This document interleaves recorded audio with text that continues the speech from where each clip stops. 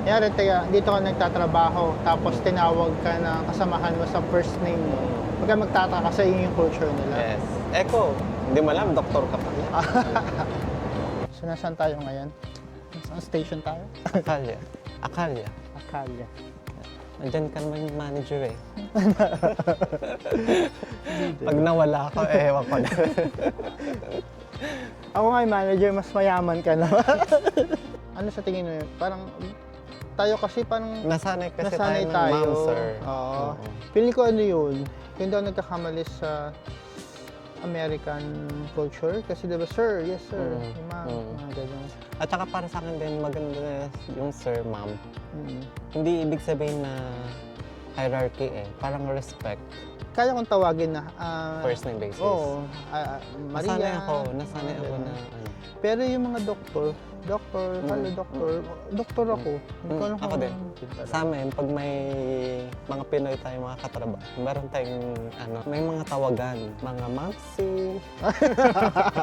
ate, mamsi, anakshi, ano pa yun isa? Te, kuya, beshi, besh. Diba? Sa amin, beshi. Kaya magtataka yung mga, anong mga pinagdala?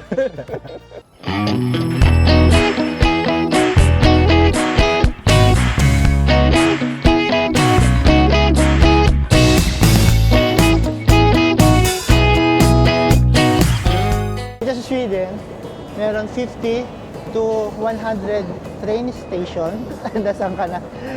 Train stations na dinevelop nila, pinaganda nila, nilagyan nila ng mga murals, mga structures, para mas mapaganda. Katulad yan, may mga yung ceiling, diba? Nakita niyo yung ceiling, parang nasa kuweba tayo.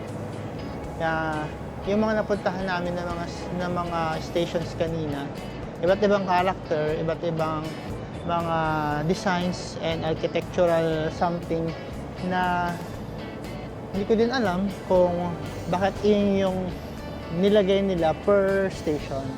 So malalaman natin yan mamaya. Alamin natin yan. Si Mario na makasagot yan. Then, dito daw sa Sweden, hindi ka daw pwedeng malate. Bakit kaya? Sa punctuality. Katulad sa Germany, na parang they pay respect doon sa mga oras ng bawat isa. Siyempre naman, kasi ang bawat oras mahalaga, sabi nga nila, diba?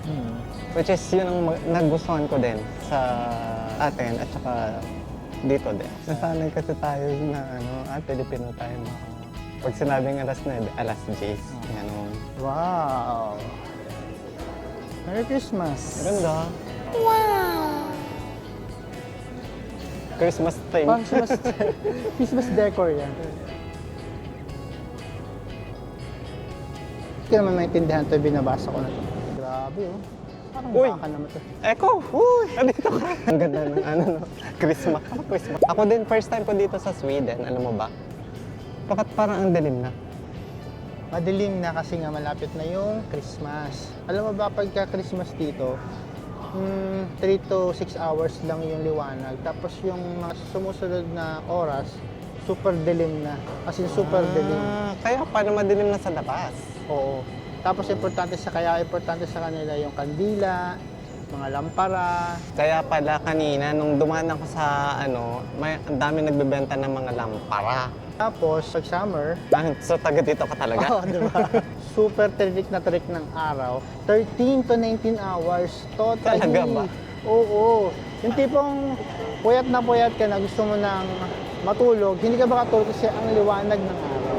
Ano yun? Walang tulugan? Wala talaga. Kuya Germs? Anyway, Merry Christmas na. Oo nga. At Sige, magdaan sige, ako. sige. Mamamalengke lang ako dito. Ako din, may imimit ako dun. Ah, talaga? Oo, Ay, ikaw sige. na.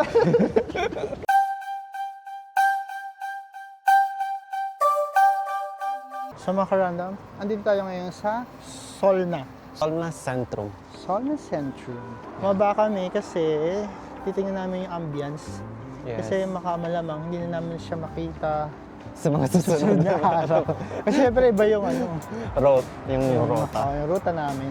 Pero, ang masaklap, sobrang dilim na. Hindi namin nakita. Kasi nga, pa-winter na. Kasi Diba? winter. Ay, meron silang pa-stairway case doon. Ano lang, punta lang namin yung paligid dito kasi isa din to sa mga sikat na lugar dito sa Stockholm. Although, hindi nga namin makita yung paligid kasi madilim. It's 7, I think 7 p.m. na. Okay, 6 pa. 6 Ha? something pa lang. So far, Let's go. ano yung ambience na na-absorb mo dito sa Stockholm? Parang Dutch lang. Parang Germany lang din. Ako, may May difference. may difference siya actually. Para siyang Vienna, Hungary. Hindi pa kasi ako nakapunta doon. Nagtitraining. Nagtitraining ng soccer.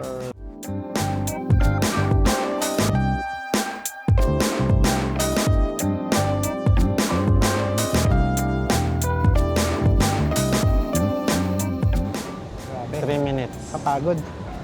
Ano Pagod na.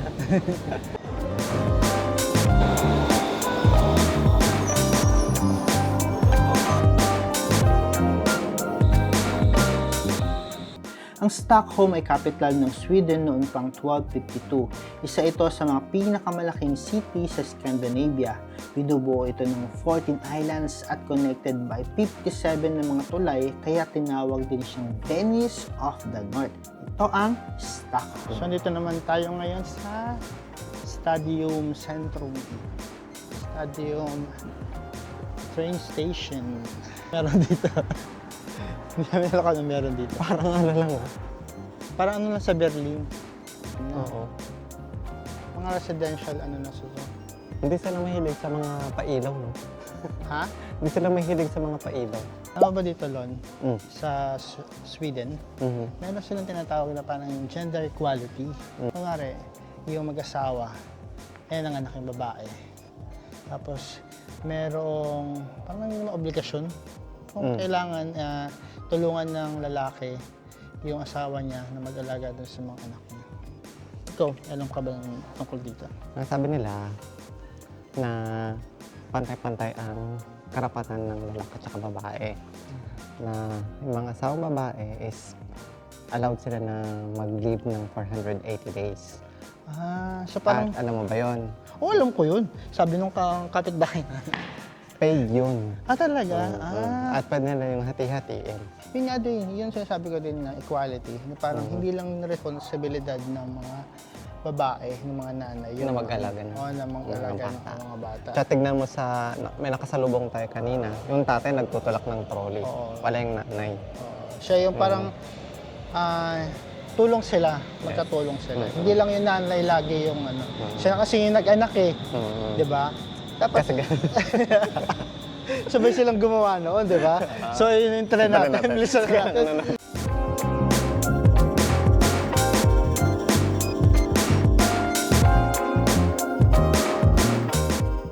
So far, ano yung favorite station mo na naganda? Actually, maganda lahat.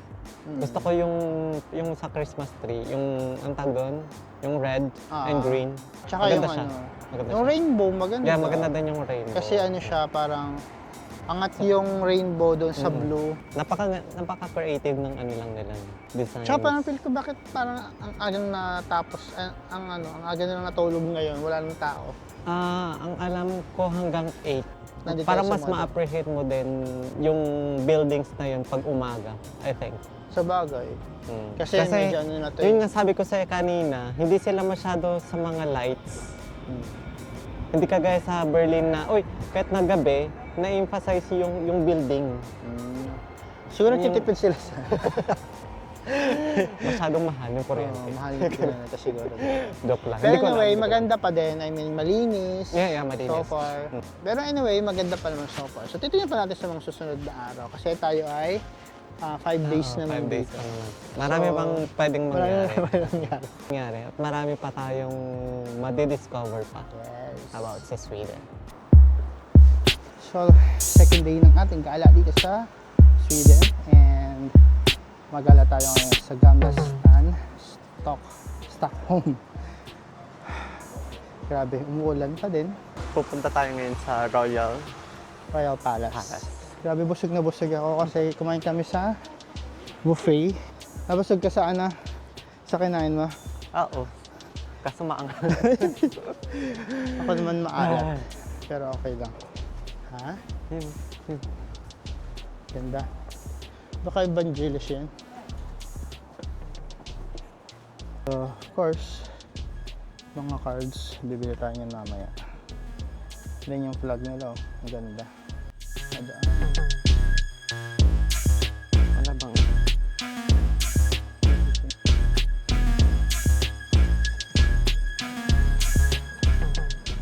Ilang bansa na yung napunta mo dito sa Europe? So far, ano yung favorite mo? Ay, lima. Sorry. Italy. Italy. Ang Tsaka maganda. France. Ito na yung Nobel Prize Museum. Mm. Ito naman ng Nobel Prize Museum at kung saan ginagawa ang ceremony sa pagbibigay ng parangal sa mga tao na nagbigay ng malaking kontribusyon sa science, health, at sa pag-unlad ng tao in general. Sa kasalukuyan, si Maria Ressa ng Lapler ang Pinoy na nakatanggap ng prestigyosong parangal sa pagiging matapag nitong journalist sa Pilipinas. Milan. Sa Milan. Pag i-compare ko ang Rome and Milan, mas fashionista ang mga Milano. Oo. Totoo din naman. Isa lang kayo. Pipicture lang kami.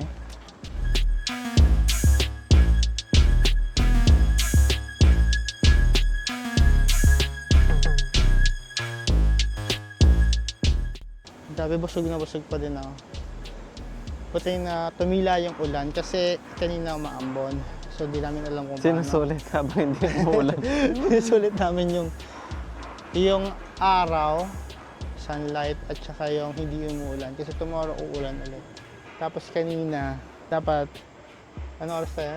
Dapat alas 9. Nasa labas na kami, kaso 8 something. Tsaka naulan kasi pa. Parehas kaming ayaw bumangon. So, yun yung Royal Guard. Every 12 noon, nagpapalit sila ng Pwesto. Position. Tsaka ng guard. Wow. Ganda naman dito. Ayun yung Royal Palace. So, ginagawa pa lang siya. Ito. Halos lahat naman ng Kaya nga. ginagawa dito. Germany, France. Anong thought mo sa, di ba sabi nila, kailangan daw habang bata pa, mag-ipon na. Travel. Hindi, baliktad nga. Yun nga, yeah, some argue na kailangan habang bata pa. Either isa, mag-ipon. Yung kabila naman, either dapat ay mag-travel na. Oh. So, ano yung, nasaan ka doon sa nag-iipon? Kaya dapat ba talaga tayong mag-ipon Ako, agad o dapat mag-travel tayo? Depende yan sa tao. Pero ako, personally, syempre, ipon muna. Kasi marami akong goals eh. Kung stable na ako, Ano ba yung pwede. sabihin ng stable sa atin? syempre marami akong pinapakain. Wow. Marami akong pinapagawa. Charot. So Pero parang, na to the extent naman na kakawain mo yung sarili mo. Hindi naman. Meron pa rin naman yung leisure pero hindi ganun kabongga.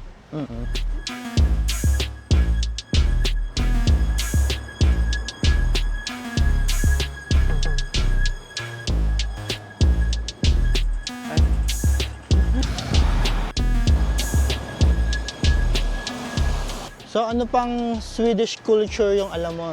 Magpunta ka dito na bigla. Ano naman na bigla? Yung parang na-noted mo. Ano pa yan? Nakikipag-usap sa'yo. Wala na kayo pag-usap sa amin. Pero may nag-i-smile naman. At least okay nga dito, medyo kahit may hawak ang camera. Parang I Parang- feel safe naman. Tsaka yung wala silang pakialaman. Hindi kasi sa Germany, hawak ang camera, talagang titignan ka. Dito tingnan mo. Sila pa yung nakayuko. Dito sa Germany kasi hawak mo yung camera, parang kala mo hawak kang baril o tsaka hablutin yung kung sino man.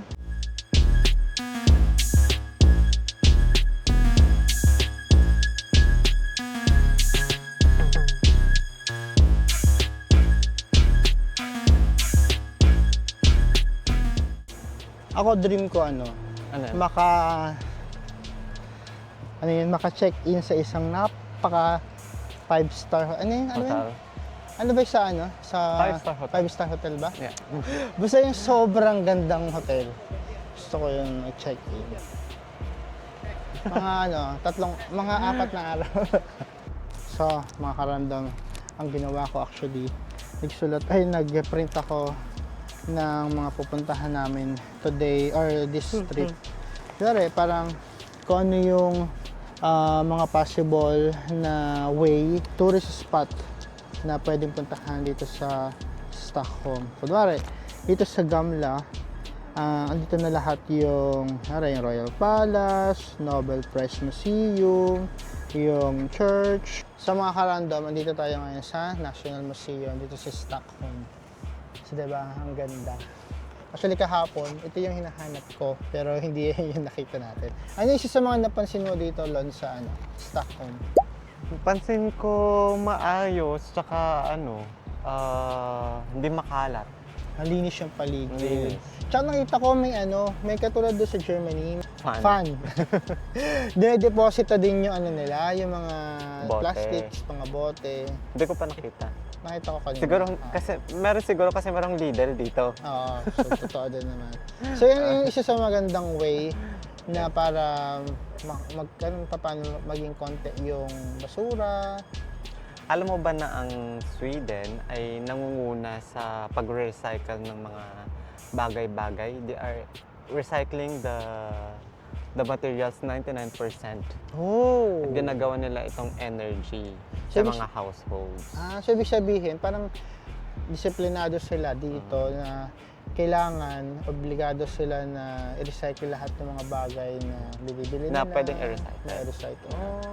Ano yung mga ways na nagpa-participate tayo to promote yung pag-recycling ng mga bagay-bagay?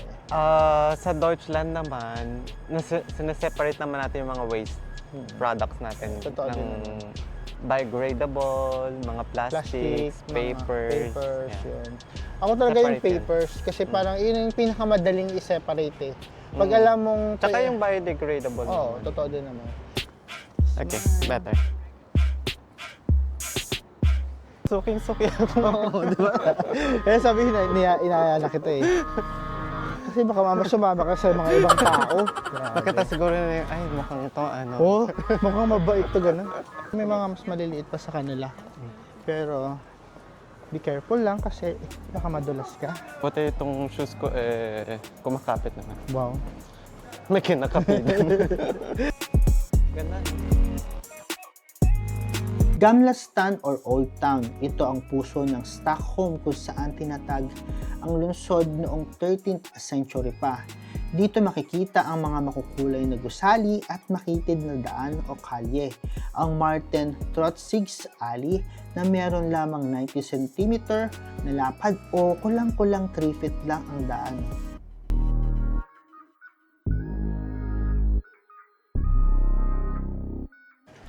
Ka ba? Nag-wish ka din na sana sa atin sa Pilipinas may ganito din. No?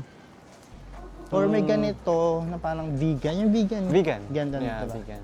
Kaso yung mga shops hindi ganun kadami yung katulad ng ganito. Kasi yung Sana mga... may restoration. Oo.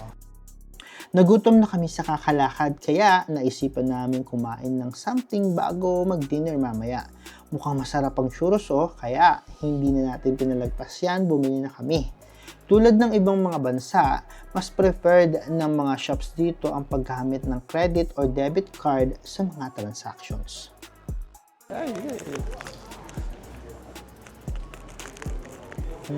Lasang tinapay. Anong sinamag? Magpagpag ka muna. Puro sugar. Sugar in my tongue. Ginagawa mo!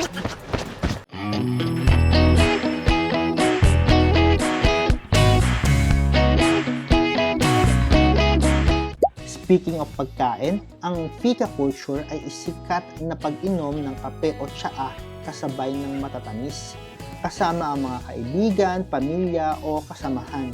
Hindi lang ito coffee break isa itong social institution dito sa Sweden. Wow, 2 days pa lang yan mga karandom pero napagod na ako. Pero abangan nyo pa rin ang ilan pang natin mga videos dito sa Stockholm kung saan pumunta tayo sa lumubog na barko at pumasyal sa ibang city dito sa Sweden. See you on the next one! Tulad ng lagi ko sinasabi, hamunin man tayo ng panahon, maraming dahilan para bumangon. Ako po si Eko. Ako po si Marlon. And remember, stay cute. Bye-bye! Bye! Till next video!